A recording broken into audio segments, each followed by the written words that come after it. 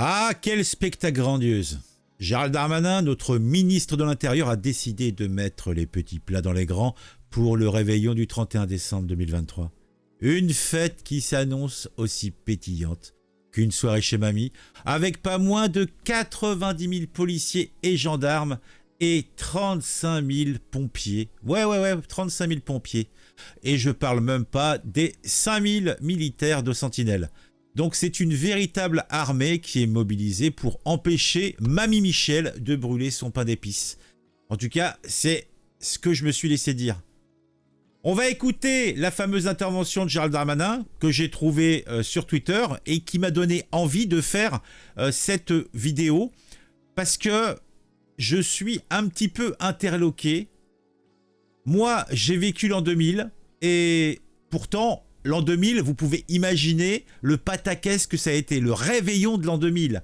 Ah, on passait à un nouveau siècle, c'était la fin d'un millénaire. On pensait que les ordinateurs allaient tomber en rade. Imaginez. Eh ben non, tout s'est bien passé. Tout s'est bien passé. Et là, en 2023, à l'aube de 2024, on a besoin d'un dispositif de ce genre. Alors on peut se demander qu'est-ce qui s'est passé en France? Qu'est-ce qui s'est passé? Bon, on écoute l'intervention du bonhomme et après, on va un petit peu s'interroger là-dessus. Je remercie Monsieur le Préfet de Police, ses collaborateurs, la Direction Générale de la Police Nationale et la Direction Générale de la Gendarmerie Nationale, mais aussi l'ensemble des sapeurs-pompiers de France pour leur mobilisation. D'abord pour les fêtes de Noël qui se sont passées dans d'excellentes conditions, les festivités de Noël, les marchés de Noël, et évidemment les offices religieux ont pu se tenir sans aucun incident malgré une menace terroriste extrêmement forte. Et comme vous l'avez vu, la présence très massive des policiers, des gendarmes, des sapeurs-pompiers ont permis aux Français de pouvoir fêter Noël en famille dans d'excellentes conditions et je pense que c'est une très bonne chose. Nous avons évidemment devant nous le 31 décembre, la nuit de la Saint-Sylvestre, qui va faire naître, comme d'habitude, beaucoup de festivités, notamment à Paris, dont plus d'1,5 million de personnes sont attendues autour des Champs-Élysées, mais aussi partout sur le territoire national, en Hexagone comme en Outre-mer. Et j'ai donc demandé une mobilisation extrêmement forte des services de police et de gendarmerie dans un contexte de menaces terroristes très élevé. Bien sûr du fait de ce qui se passe en Israël et en Palestine, mais de manière générale, vous le savez, la France, depuis de nombreuses années, et singulièrement ces derniers mois, est particulièrement visée par des menaces terroristes et la présence des forces de l'ordre dissuasives, comme le travail de nos services de renseignement, sont extrêmement rassurants et efficaces pour nos concitoyens qui doivent continuer, bien sûr, à vivre et à faire la fête s'ils le souhaitent. J'ai donc demandé une mobilisation de plus de 90 000 policiers et gendarmes, auxquels se rajoutent 5 000 militaires de l'opération Sentinelle, et puis des dizaines de milliers de sapeurs-pompiers également, puisque la sécurité civile sera particulièrement mobilisée. On l'a vu à Paris, avec ce périmètre présenté par le préfet de police de lutte contre le terrorisme.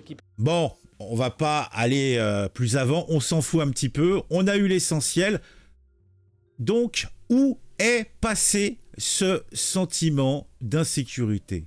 Parce que moi, je me suis posé cette question. Alors, soit c'est que la France, elle souffre de troubles dissociatifs de l'identité, c'est bien possible, parce que la schizophrénie peut toucher tout le monde, même un pays. Donc, la schizophrénie a dû faire son œuvre, puisque j'ai l'impression quand même que dans la situation actuelle, on est particulièrement dans cet état d'esprit du en même temps qui est particulièrement promotionné par le fossoyeur de la France, notre cher président Emmanuel Macron. Voilà.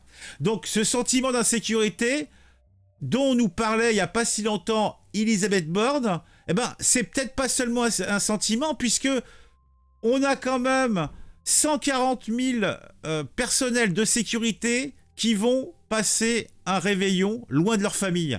Et là, je parle même pas des sociétés privées, hein, puisque tu as aussi tout ce qui est sécurité pour les bâtiments, etc. Donc, tout cela me paraît quand même beaucoup de choses pour peut-être les entendre quelques raquistes d'extrême droite intoxiqués par CNews, puisque à ce qu'on nous dit, c'est le seul véritable risque en France, donc je me pose des questions. Alors, je me suis dit, le meilleur moyen de se faire une idée, c'est quand même d'aller voir un petit peu ce que disent et pensent ces fameux extrémistes, et on les retrouve sur Twitter. Je me suis dit, c'est sous ce post qu'on a le plus de chances de trouver les heures les plus sombres et l'infamie. Donc c'est pour ça, on va regarder un petit peu quelques messages, on va se faire une petite idée. Bon, un petit jingle, parce qu'on n'est pas des sauvages, et puis on lit ça, et ouais, comme ça.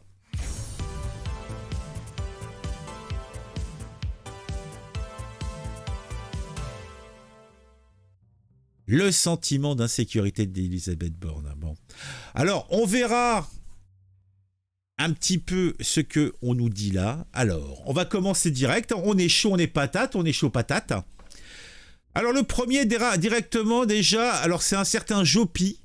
Normal de devoir mettre 95 000 forces de l'ordre des militaires, plus 35 000 pompiers pour cette soirée. Ils sont prévus de réveiller en famille. Sympa le vivre ensemble. Bah ouais, sympa le vivre ensemble.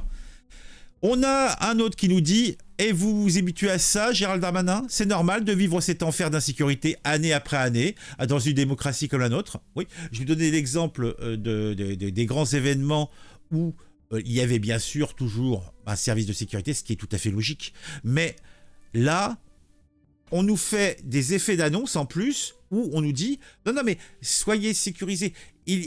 On a mis en place les mesures nécessaires. » Qu'est-ce que tu vas faire comme mesure contre des actes fous?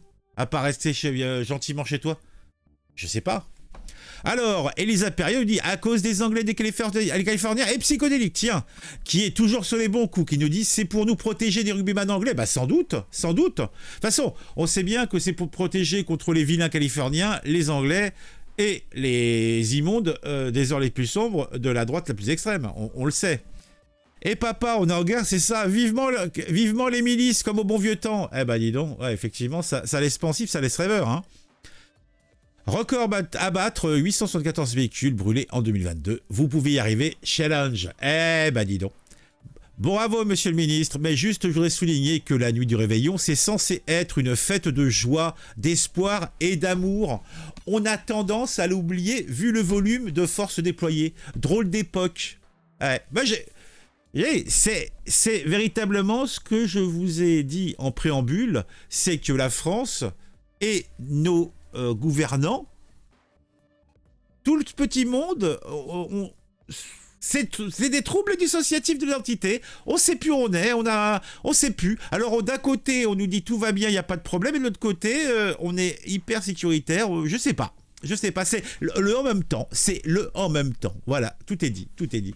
Mais bon, attendez, j'ai perdu ma page. Voilà, le vivre ensemble, ça passe bien. Continuons. L'immigration des masses. Oh, quel est le rapport? Oh là là là là. Alors, est-ce que cela aurait un rapport avec la manifestation qui est envisagée dans la soirée du réveillon sur les Champs-Élysées? Je ne sais pas.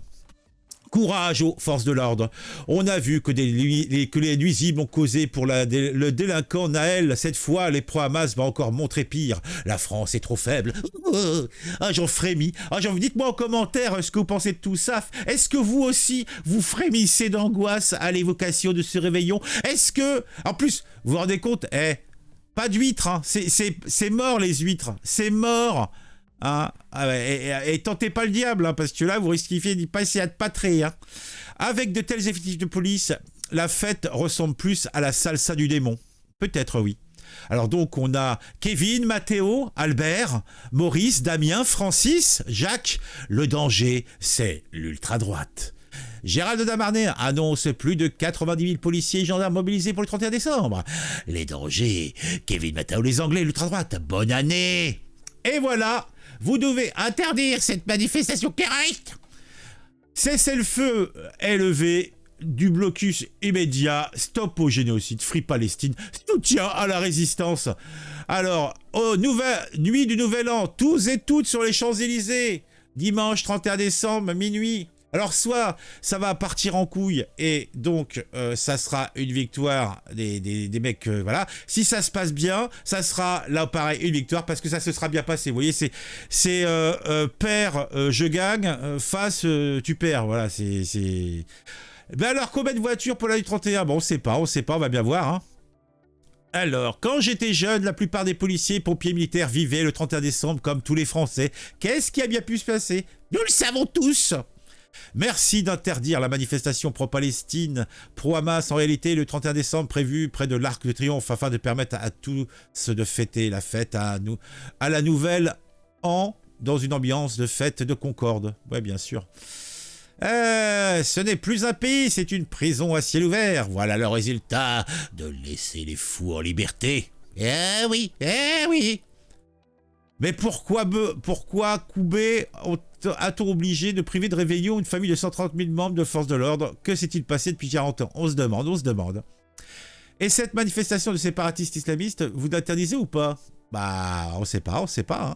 Quelle honte mobiliser et priver de vie de famille autant de personnes à cause de votre aplatisme face aux racailles. Vous êtes vraiment minable. Minable! Vous êtes minable! C'est qui l'ennemi? Je n'ai pas vu un général présenter une opération sans nommer l'ennemi, dire d'où il vient, combien ils sont et la nature de leur armement. On ne fait pas la guerre contre du vent ou contre les martiens. Ne pas nommer l'ennemi, c'est l'avoir perdu. Il n'a pas raison, le monsieur. Hein. Alors, donc, bon, ça continue. C'est que le début, d'accord. C'est que le début, encore. Quelque chose vient de tomber sur les lattes de ta plancher. Eh ben, dis donc. Alors, Nicolas, le sentiment d'insécurité va donc priver de réveillon une famille de 140 000 personnes. Eh ben oui, effectivement. Vu les appels des racailles à manifester le 31-12, prévoyez le double, voire plus encore. Pour contre, arrêtez de nous dire que ça n'a rien à voir avec l'immigration. Les mesures prises sont carrément des mesures d'un pays en guerre. Et il y a 40 ans, c'était pas la même. Et c'était pas la peine. Bon, ça continue. Il y a sans doute pas mal de choses hyper intéressantes. Alors, Mantes-la-Jolie, 26-12, les 31 décembre, sur les Champs-Élysées, pour la Palestine, vous ajoutez à l'incendie traditionnel de voitures, ça promet. Un message à tous les quartiers de France, depuis le Val-Forêt, on vous donne rendez-vous le 31 décembre à minuit sur les Champs-Élysées. Ouais, on y sera, pas. Si la France était sûre, s'il n'y avait pas une immigration massive et à contrôler de certaines populations, si les juges politiques faisaient leur travail, on n'aurait pas besoin de tous ces dispositifs. Eh non, on n'en aurait pas besoin. Mais oui. Bon allez, je vais m'arrêter là. Je pense que vous avez vu un petit peu l'ambiance.